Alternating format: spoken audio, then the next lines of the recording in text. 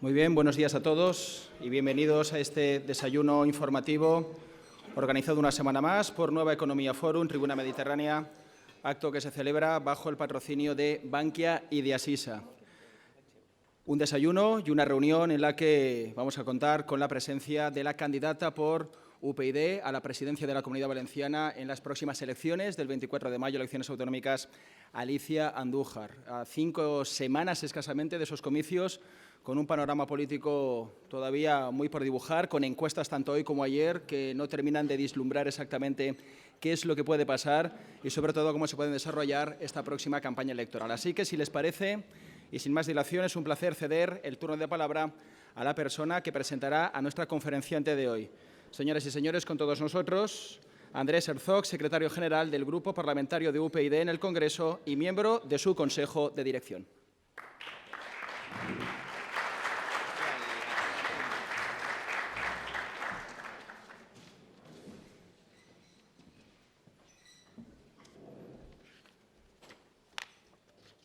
Buenos días a todos.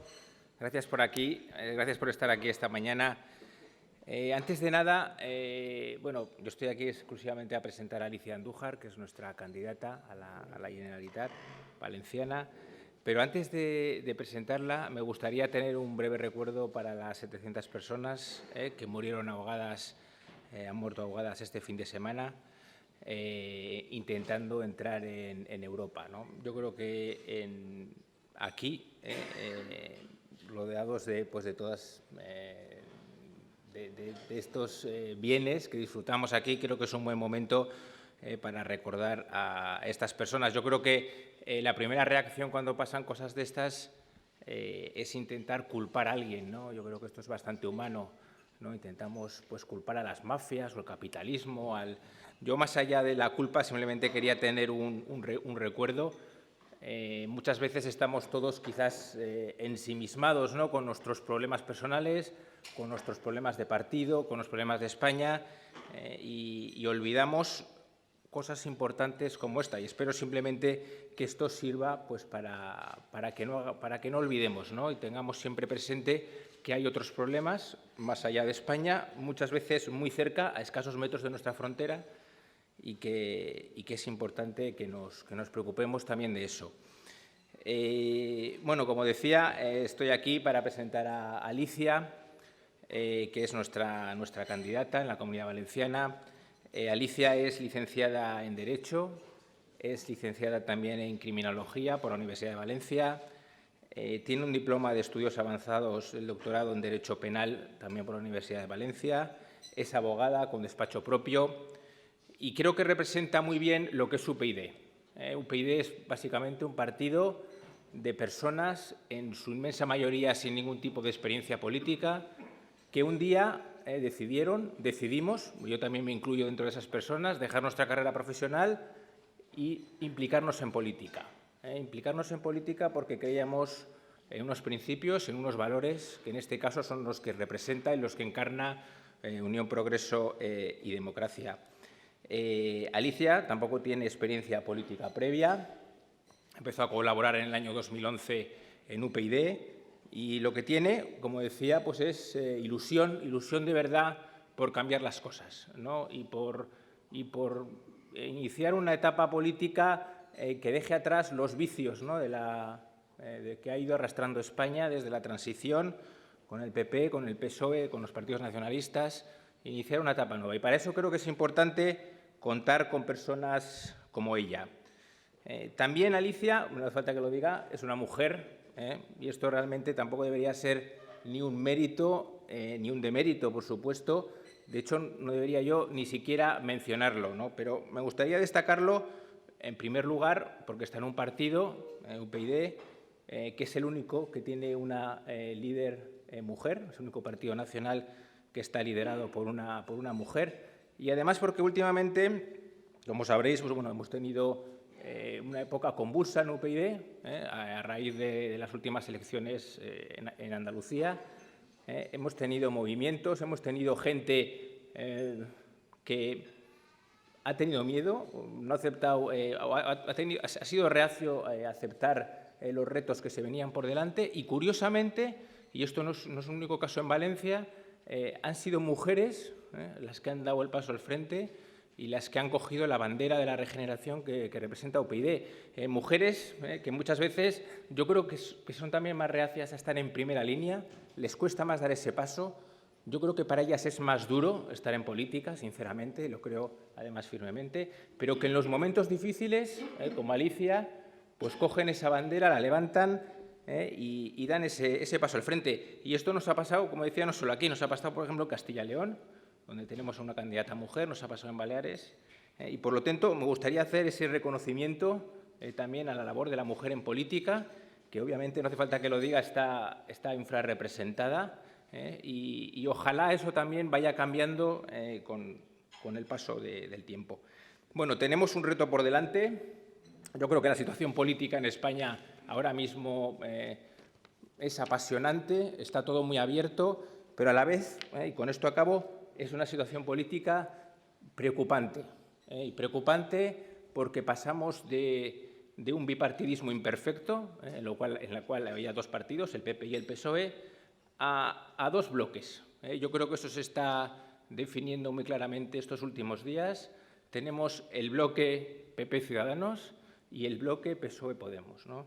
Y frente a esos dos bloques, esa política del frentismo, ¿no?, tan tradicional de España, creo que UPyD es más necesario que nunca. Un partido que es no solo garantía de limpieza en las instituciones, y eso lo hemos visto en la lucha contra la corrupción, por ejemplo, sino también es un partido vigilante en las instituciones. Es un partido que evita, por ejemplo, el despilfarro, allá donde está. Un partido que ha renunciado a privilegios, coches oficiales, asesores. Un partido que se ha negado a entrar en los repartos, repartos de la justicia, repartos de las instituciones. Sinceramente, creo que UPyD sigue siendo más necesario que nunca en este panorama, como digo, de dos bloques. Y eso es lo que vamos a defender esta campaña electoral, la necesidad de que exista UPyD, la necesidad de que estemos en las instituciones, porque, como digo, no solo es garantía de limpieza, sino garantía de que haya una verdadera regeneración de la democracia. Sin más, os dejo con Alicia, que os va a explicar mucho mejor que yo el programa de UPyD aquí en Valencia y las ideas que defendemos. Muchas gracias.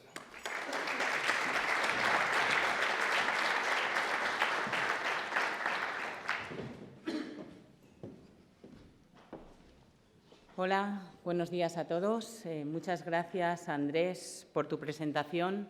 Compañero al que no solamente me une la afinidad de compartir profesión, sino que nos unen, además, las inquietudes que nos llevan a estar en Unión, Progreso y Democracia.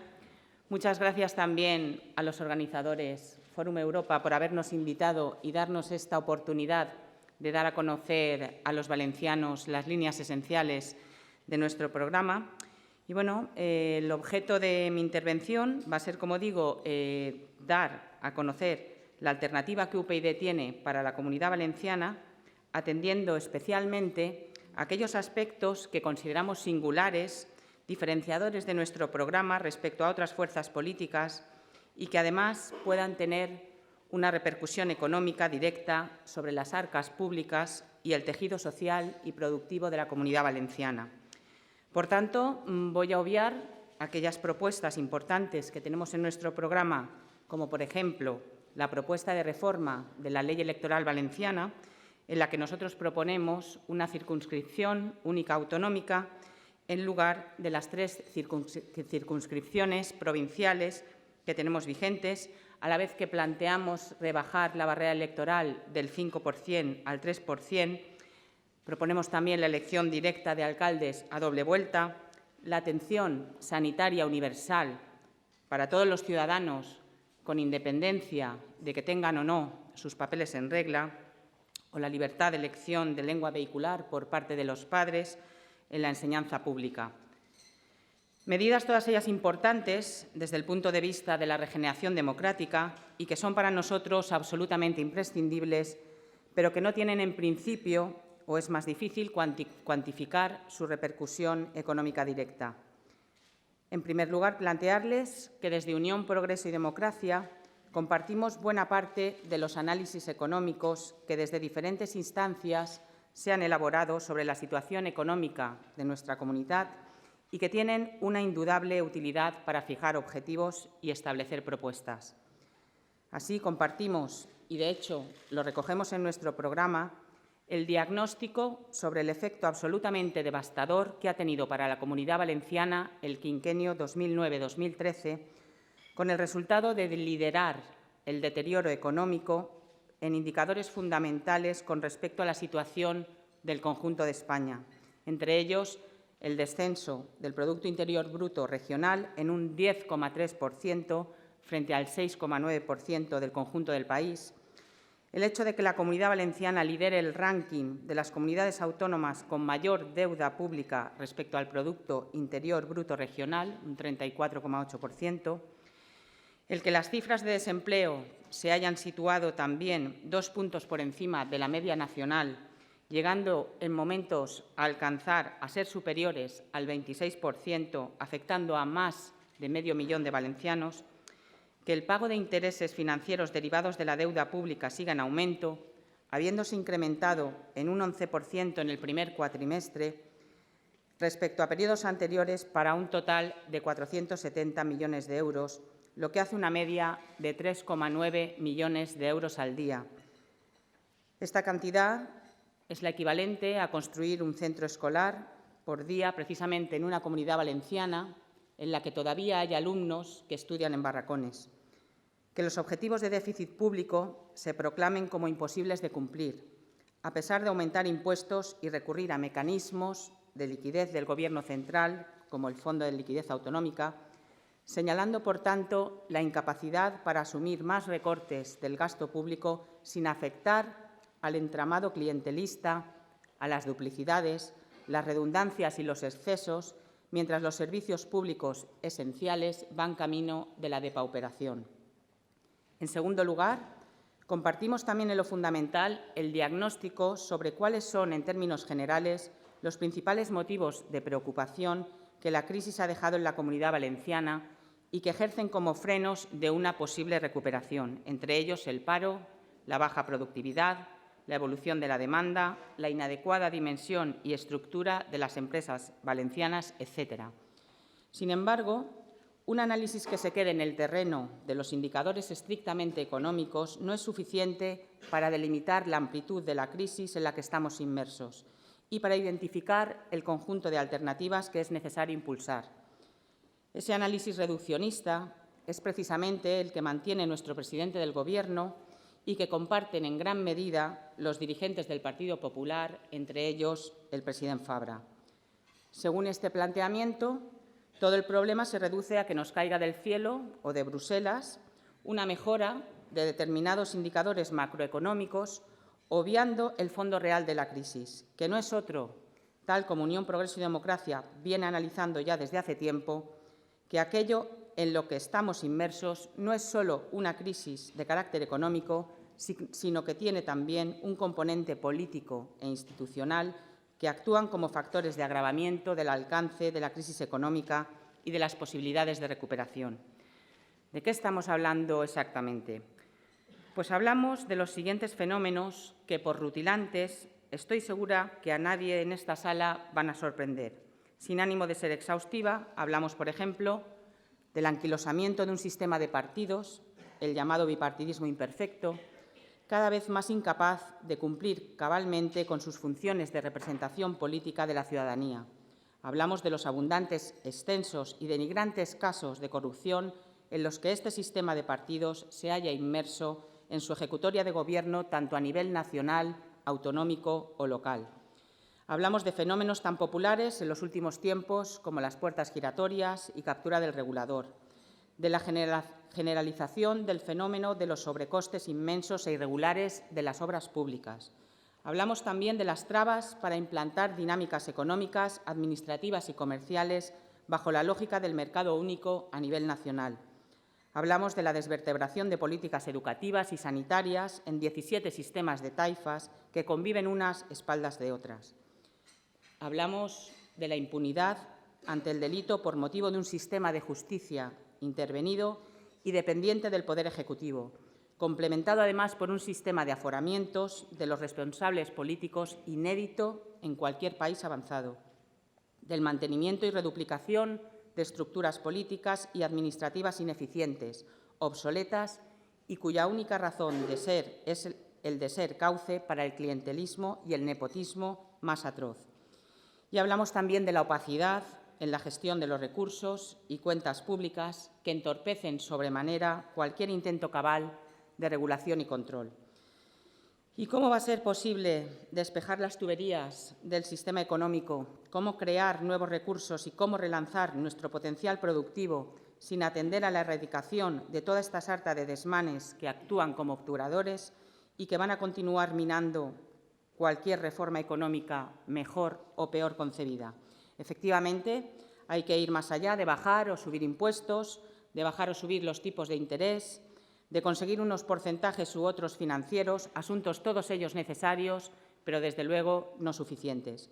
Hay que ir a transformar la arquitectura política e institucional que rodea la toma de decisiones económicas para que impere la ley y no la impunidad, para que imperen los intereses generales y no el capitalismo de casino, para que prevalezcan los intereses de todos los contribuyentes españoles, para hacer posible desarrollar una economía moderna y competitiva orientada al conocimiento, la investigación, la productividad y el valor añadido, y dejar atrás una base productiva desindustrializada y basada en sectores propensos al pelotazo y a las burbujas. Así pues, permítanme, desde la filosofía que acabo de explicar, desgranarles de manera sucinta una selección de medidas de carácter general que asumimos en nuestro programa de UPyD para la Comunidad Valenciana y que implican para nosotros un compromiso ineludible ante nuestros electores y ante el conjunto de ciudadanos. En primer lugar, es imprescindible una renegociación de las condiciones de financiación de la Comunidad Valenciana en el marco de una negociación global y multilateral entre el conjunto de comunidades autónomas y el Estado que atienda a la reforma global del sistema de financiación autonómica. Esta reforma debe contemplar, obviamente, la eliminación de los privilegios fiscales de los regímenes forales del País Vasco y Navarra y otros factores de discriminación para pasar a un sistema solidario y equitativo basado en la responsabilidad fiscal. El resultado de esta reforma debe ser un único sistema común y responder a los principios de solidaridad y suficiencia, de manera que proporcione los mismos recursos que se requieren por población ajustada para la prestación de unos servicios públicos de calidad similares a todos los ciudadanos. Asimismo, la financiación autonómica debe diseñarse con criterios de simplicidad y transparencia, evitando la proliferación de fondos de compensación de situaciones particulares de determinadas comunidades autónomas que no conducirán sino a aumentar las desigualdades. Por el contrario, deben reforzarse considerablemente los fondos de compensación interterritorial que contempla la propia Constitución y han de suplir la disminución de los fondos de desarrollo regional europeos. En este punto quiero hacerles especial mención a que UPyD ha invitado a todos los partidos, a los principales partidos que se presentan a las próximas elecciones, a comprometerse a incluir en su programa electoral un punto por el que reclamen precisamente una financiación justa y equitativa para la Comunidad Valenciana. Otra de las medidas, también un plan de sostenibilidad financiero de las cuentas públicas creíble y detallado. También proponemos, en el medio y largo plazo, es fundamental una mejora de los rendimientos del sistema educativo que permita la acumulación de un mayor capital humano. Las políticas públicas deben promover la inversión en capital físico y tecnológico, reduciendo las trabas en el inicio del desarrollo empresarial, aumentando así la productividad y empleabilidad del trabajador. El sector privado debe promover los factores de competitividad, creciendo en número y dimensión, aumentando su presencia en los mercados exteriores, aumentando su inversión en I+D+I, en la marca y la formación continua. Tomar medidas para hacer aflorar la economía sumergida, que constituye una importante bolsa de fraude y causa de discriminación laboral. Por un lado, son necesarias medidas de regulación positiva que incentiven y faciliten la regularización de empresas.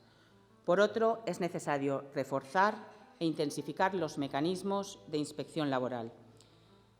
Hay que facilitar a los emprendedores, a los autónomos, a la economía social y, en general, a las pymes un acceso a la financiación corriente y para inversiones en condiciones competitivas a través de convenios entre la Administración autonómica con entidades financieras, sobre la base de rigurosos estudios de viabilidad de los proyectos por parte de estas y con el apoyo de sociedades de garantía recíproca participadas por las propias empresas. Es necesario también un plan de reindustrialización de acuerdo con el enfoque estratégico de la Comisión Europea. Es necesaria la promoción de la diversificación y del crecimiento de las empresas a tamaños mayores, no limitado, por tanto, a sectores muy específicos como la automoción, sino a todos aquellos sectores con potencial, incluyendo los sectores industriales tradicionales de la Comunidad Valenciana, como el calzado, la cerámica o juguetes. Es imprescindible también la promoción de un turismo de calidad sostenible, compatible con el medio ambiente y la calidad de vida en los centros urbanos. Hay que tener una oferta diversificada, preferentemente hacia una mayor calidad en busca de nuevos perfiles de cliente, reforzando la formación y promoviendo la desestacionalización. Estudio de recursos para una mayor autonomía de la industria turística frente a grandes turoperadores, para lograr una mayor recepción del gasto turístico, por ejemplo, mediante el fomento de las centrales de reserva. Es imprescindible, asimismo, una inversión en I+D+I, como mínimo en los niveles de la media estatal, centrando los esfuerzos en la transferencia de tecnología desde las universidades y los centros públicos de investigación hacia las empresas y sectores industriales. Una apuesta decidida también por los parques científicos de la Comunidad Valenciana, así como el fortalecimiento institucional de las instalaciones singulares de investigación de calidad de referencia internacional. Queremos también promover la relación entre los programas de las escuelas de doctorado universitario y las empresas con capacidad de I+D+I.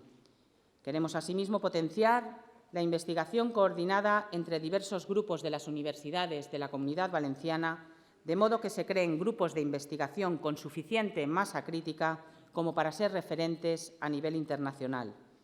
Avanzar, asimismo, en la especialización de la investigación, como pueda ser el caso de la investigación biomédica.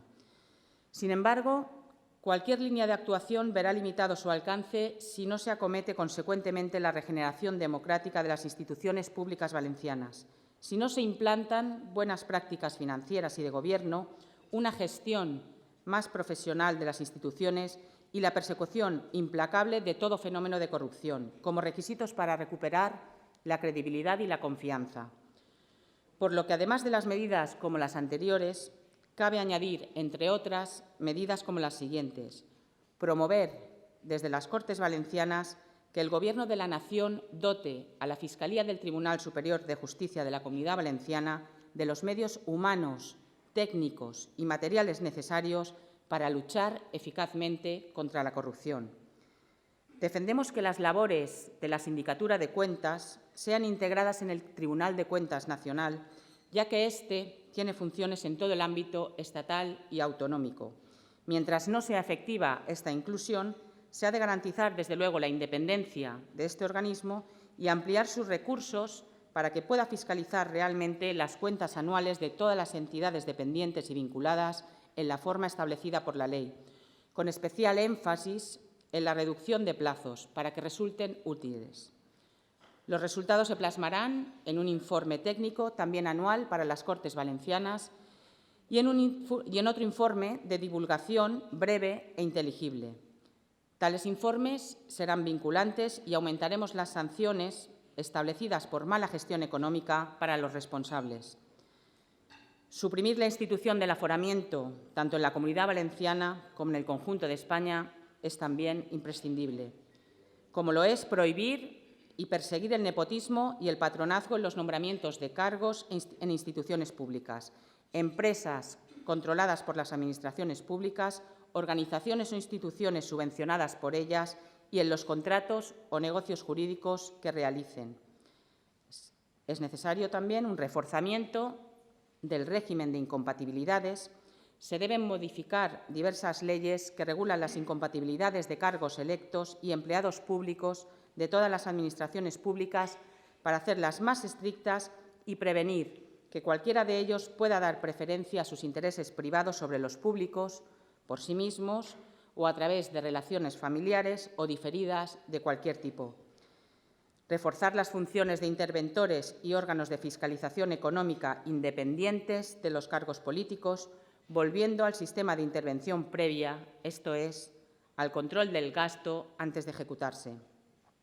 Una mayor exigencia en la regularización de adjudicaciones públicas, transparencia de los concursos, censo de contratistas y comprobación de su situación legal, como miembros del Consejo de Administración, estar al corriente del pago con Hacienda y con la Seguridad Social, cumplimiento de la normativa administrativa y laboral y prohibición absoluta de contratar en caso de condenas por delitos de corrupción.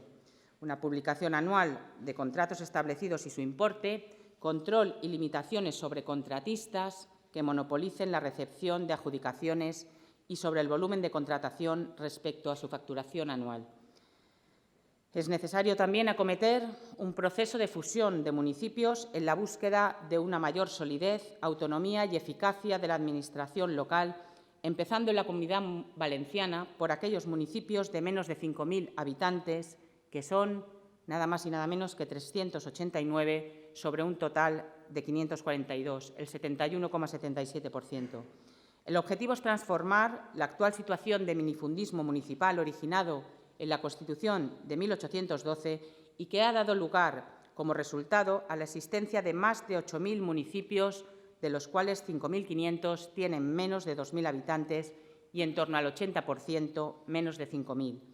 Nuestro actual modelo municipal, muy alejado de la experiencia de la mayoría de países europeos, está sometido a los intereses de la partitocracia que aboga por la multiplicación de los puestos de representación y gestión. No responde a los requerimientos de una sociedad moderna donde debe primar la movilidad de los ciudadanos y la prestación de servicios de calidad.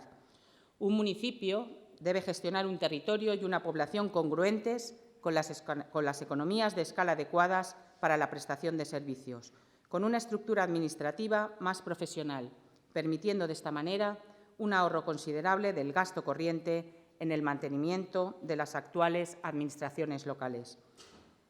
Es necesaria también la supresión de las diputaciones provinciales, de manera similar o complementaria a la propuesta de fusión municipal. La proliferación de administraciones no sirve para mejor gestionar y representar a los ciudadanos. Al contrario, genera efectos negativos en términos de duplicidad y redundancias. Dificulta, por tanto, la delimitación de competencias y funciones en determinadas materias e incrementa la complejidad burocrática y la desorientación de los ciudadanos. A todo ello hay que añadir, además, el sobrecoste económico que conllevan. En el caso concreto de las diputaciones, asumen muchas funciones duplicadas con las comunidades autónomas y municipios, dedicando la mayor parte de su presupuesto a gastos corrientes y especialmente de personal. La supresión de agencias, organismos, fundaciones y empresas públicas que impliquen solapamientos, duplicación y triplicación de funciones entre la Administración General del Estado y las comunidades autónomas. Recapitulemos. El conjunto de medidas esbozadas anteriormente podrían dividirse en tres grandes grupos desde el punto de vista de la obtención de recursos. En primer lugar, el aumento de la financiación derivada de la reforma del sistema de financiación autonómico esbozado, por el cual se podría prever, deseablemente, un mínimo de 1.000 millones anuales de más en los presupuestos de nuestra Generalitat, y ello siguiendo el análisis de, por ejemplo, estudios tan acreditados como el realizado en 2013 por el Alto Consejo Consultivo de la Comunidad Valenciana. En segundo lugar, aquellas medidas que, bien por la vía de la eliminación de mecanismos de corrupción y sobrecostes crónicos, bien por la vía del aumento del grado de control y regulación de funcionamiento político y administrativo, o bien por la vía del ahorro y la eficiencia, suponen una liberación y una disponibilidad de recursos que en el presente se pierden por el camino. Es necesario reconocer que la cuantificación exacta de estos conceptos es ciertamente dificultosa. Sin embargo, algunos estudios han cuantificado el coste de la corrupción a nivel nacional en un montante alrededor de 40.000 millones de euros anuales, de los cuales estamos seguros que, por desgracia, corresponde una cuota significativa a la Comunidad Valenciana. Por otro lado, el cálculo del ahorro derivado por los otros conceptos se topa ciertamente con la habitual opacidad de las cuentas y presupuestos públicos cuando se quieren examinar al detalle, pero que en cualquier caso podemos suponer con toda seguridad que implican cientos de millones de euros. Y, en tercer lugar, aquellas medidas que, por la vía de cambios en el modelo productivo, de la facilitación del acceso a la actividad laboral y empresarial y del afloramiento de sectores que permanecen en economía sumergida, suponen un aumento de la riqueza disponible y, como consecuencia, de los ingresos fiscales. Para concluir, ¿es posible entonces, tal y como Unión, Progreso y Democracia titula en su programa autonómico, establecer una senda de crecimiento para la economía valenciana y para la recuperación del empleo? Pues sí, es posible, pero a cambio de que el conjunto de fuerzas políticas, económicas y sociales sean capaces de abandonar los viejos usos de la vieja política, que se comprometan con la regeneración democrática de nuestras instituciones, que se superen las dinámicas implícitas en la economía de casino y se abran las puertas a la competitividad real y que, en definitiva, seamos capaces de establecer los consensos necesarios para hacer posible lo imprescindible. Todo ello si queremos tener un futuro digno como sociedad y como ciudadanos. Muchas gracias.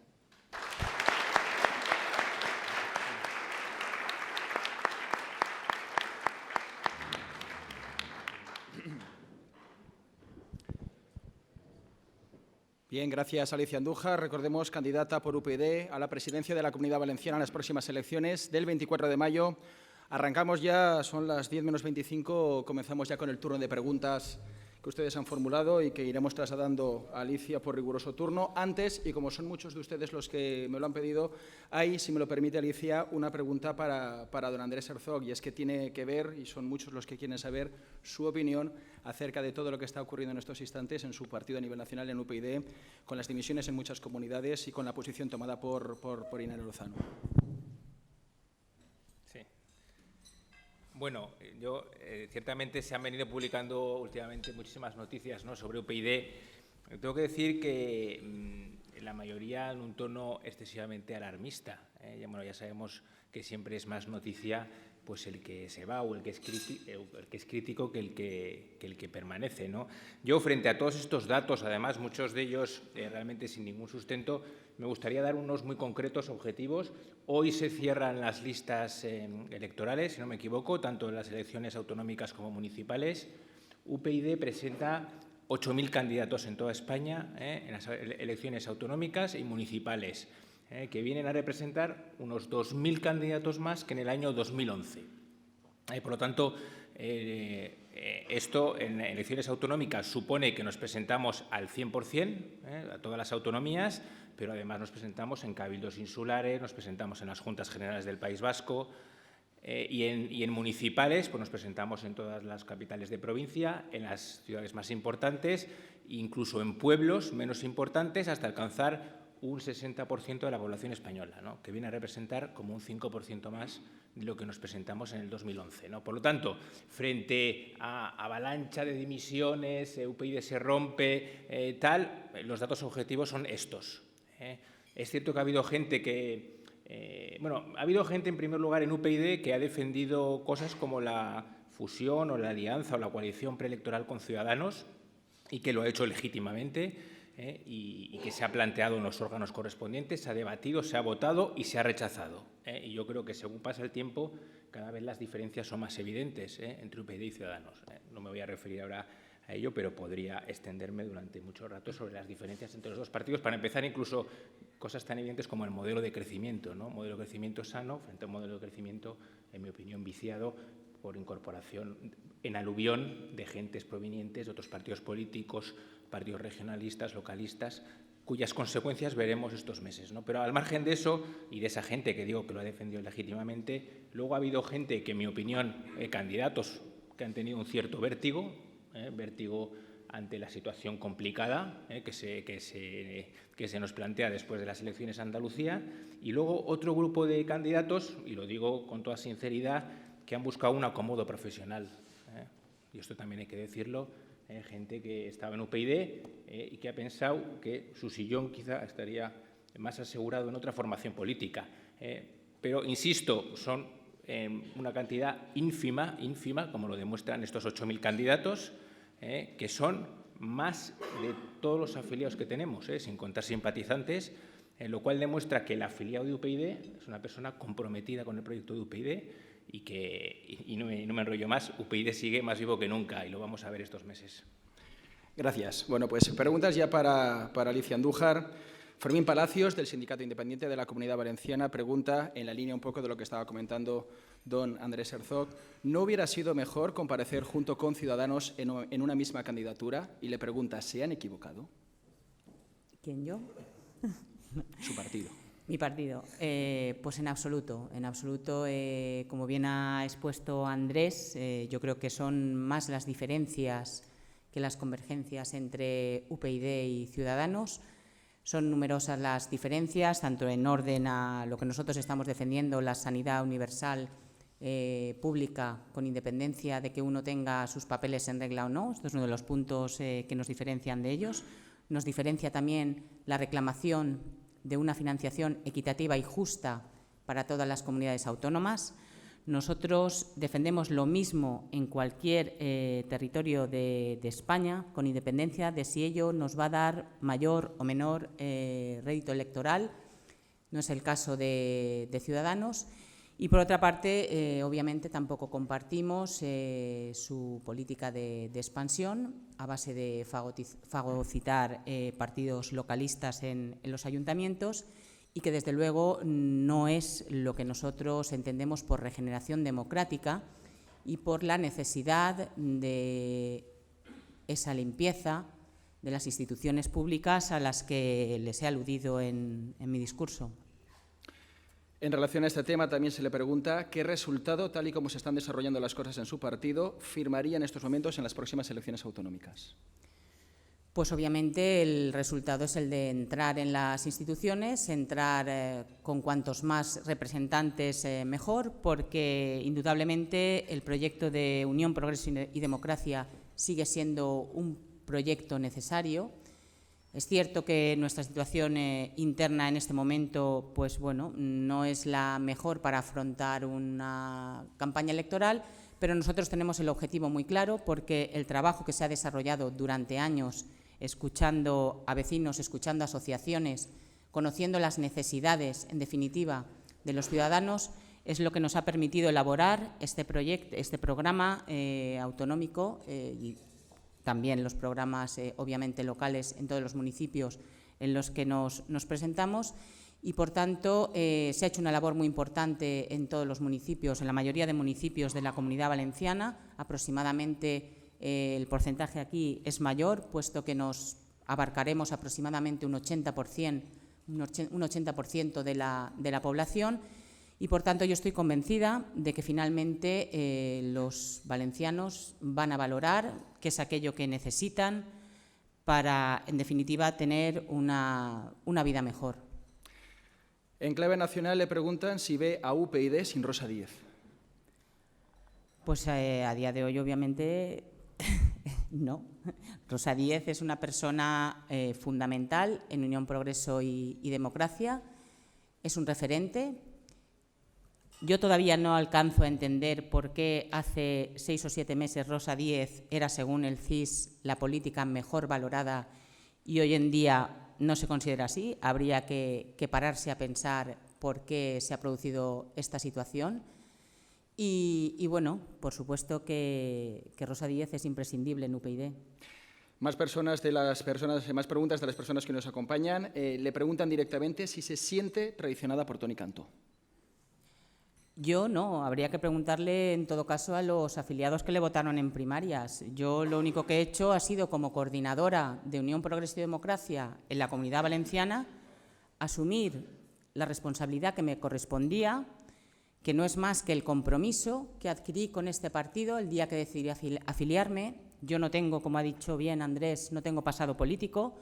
En el momento que decidí afiliarme a Unión, Progreso y Democracia fue porque aquí en la Comunidad Valenciana el ambiente era ya irrespirable, la corrupción salía diariamente por cualquier lado y, por tanto, pues yo decidí afiliarme, decidí dar ese paso al frente porque estoy plenamente convencida de que es necesario el mensaje de UPyD y, como bien decía Andrés, es más necesario que nunca. Toni ha decidido renunciar, yo respeto profundamente su decisión, él es afiliado de UPyD y, bueno, yo querría destacar pues, que él valora muchísimo el trabajo que se ha hecho por afiliados, por simpatizantes en UPyD, como bien lo dijo en su rueda de prensa dada precisamente en este hotel. Y a este respecto también le preguntan, y con esto cerramos este tema, si cree, la pregunta es complicada, si cree que si las encuestas hubiesen sido favorables, Toni Cantó hubiese tomado esa decisión. Pues eso yo creo que se le puede preguntar a Toni Cantó, porque yo no estoy en su piel y por tanto le ignoro. Yo sí que sé que, sean cuales sean las encuestas, mi compromiso es con Unión, Progreso y Democracia. Centrándonos en cuestiones de la Comunidad Valenciana, José Luis Domènech, de la Academia Valenciana de la Lengua, le pregunta qué opinión tiene usted sobre la Ley de Señas de Identidad recientemente aprobada en las Cortes.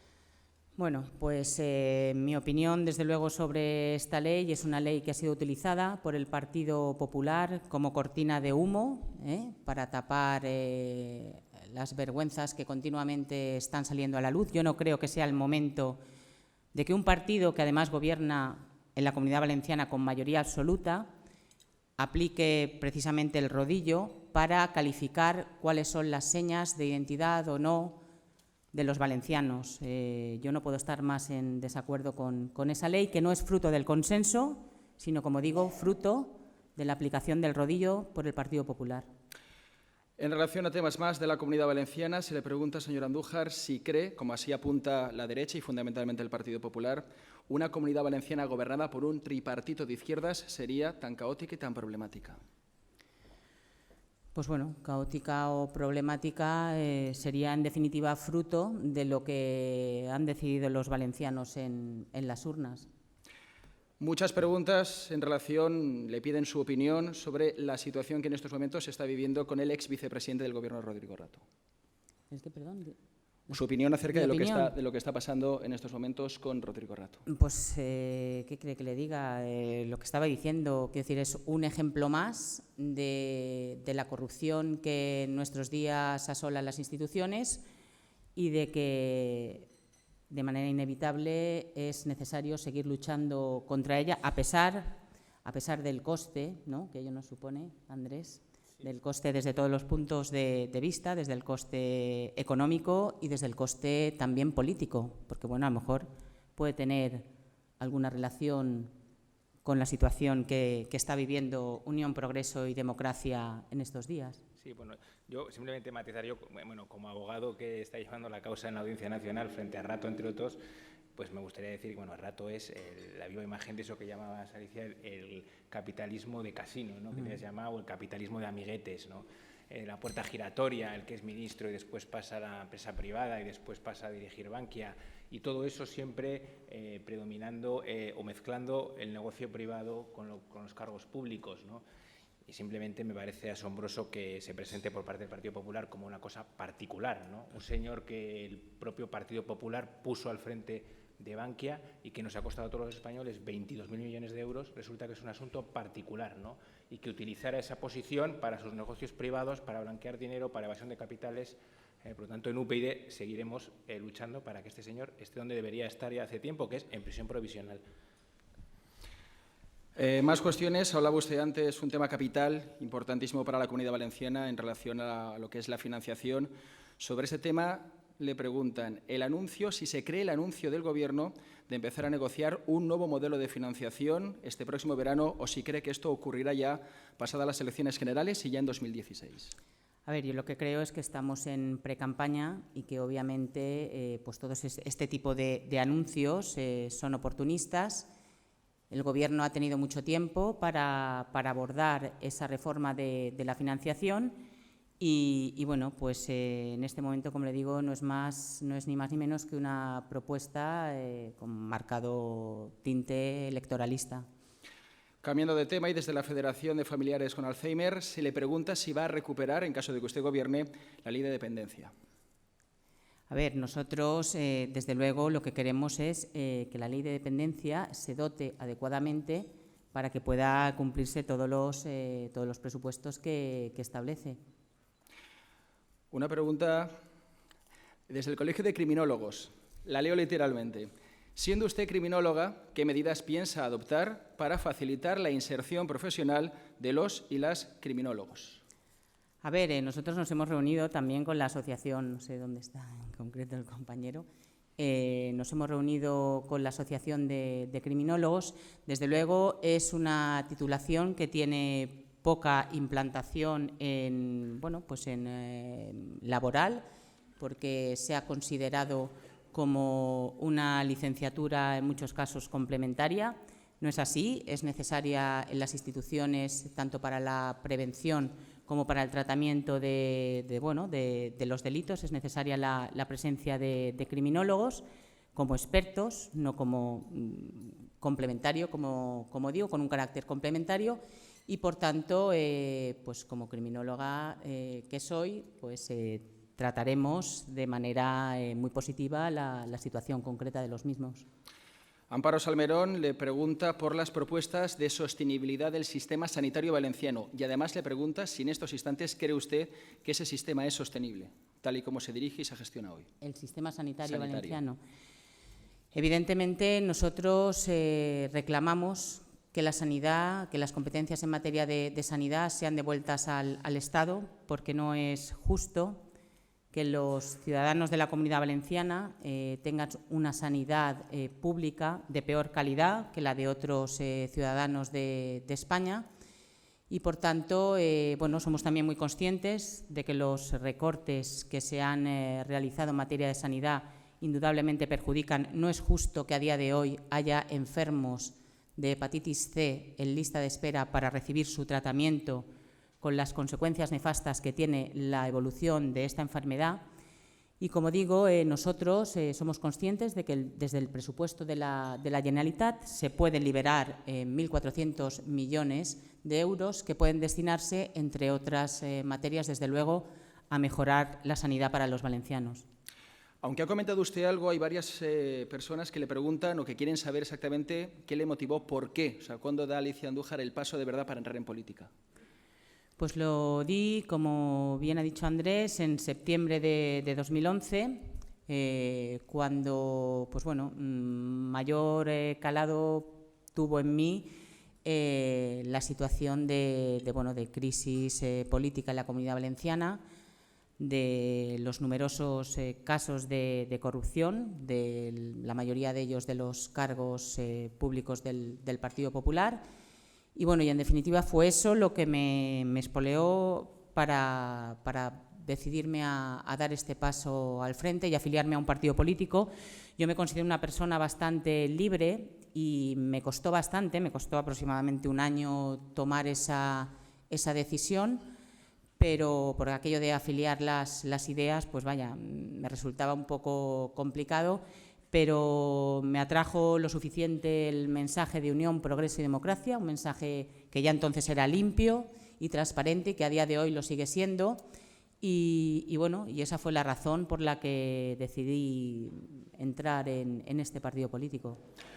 Uno de nuestros invitados en la mañana de hoy le pide que defina brevemente a Carolina Punset y Alberto Fabra. Pues Alberto Fabra, ¿qué le puedo decir? Pues es el presidente de nuestra comunidad, un presidente que representa a un partido en el gobierno de la Generalitat que ha traído una gestión nefasta para la Comunidad Valenciana y que, como consecuencia de esa gestión, pues es la situación de crisis económica que todavía e institucional la que todavía estamos inmersos en esta comunidad. Y Carolina Punset pues, es la candidata de Ciudadanos a la presidencia de la Generalitat y sé que ocupa un sillón como concejala de urbanismo en Altea, pactando con el Partido Popular. Es lo único que sé de ella. Una pregunta más, la leo literalmente. Le preguntan si la reducción al 3% para entrar en las Cortes Valencianas la entendería también usted en la representatividad sindical en lugar del injusto 10% actual. Pues bueno, indudablemente todo aquello que pueda favorecer la participación de minorías siempre es necesario y, por tanto, pues bueno, la entendería razonable, sí. Bien, no hay más preguntas, así que, si les parece, cedo el turno de palabra para que clausure este acto a Miguel Capdevila, director territorial de Bankia en las provincias de Valencia y Castellón. Don Miguel, cuando quiera, por favor. Muchísimas gracias, muy buenos días. En nombre de Bankia, pero también permítanme que lo haga en nombre de Asisa, como patrocinadores que somos, agradecer la presencia de todos ustedes hoy aquí en este desayuno. Gracias, señor Herzog, por su presentación y muchísimas gracias también, doña Alicia Andújar, por su intervención. Que pasen un feliz día y nos volvemos a ver en el próximo foro. Muchísimas gracias.